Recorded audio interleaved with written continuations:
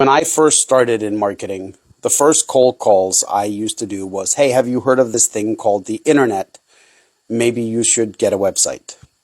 I then remember a decade or two later, we were doing the cold calls that were, hey, have you heard of this thing called social media marketing? Maybe you should get on it.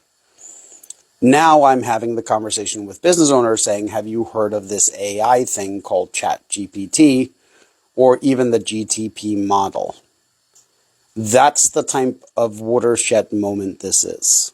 If you could have gotten your company on the internet when it was first feasible, when you could have gotten your company on social media, when some of these platforms were just starting out, would you have done that?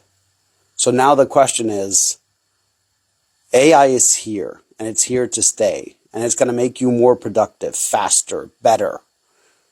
So my question is, are you going to be sitting here 10 years from now going, maybe I should have explored this AI thing a little bit more?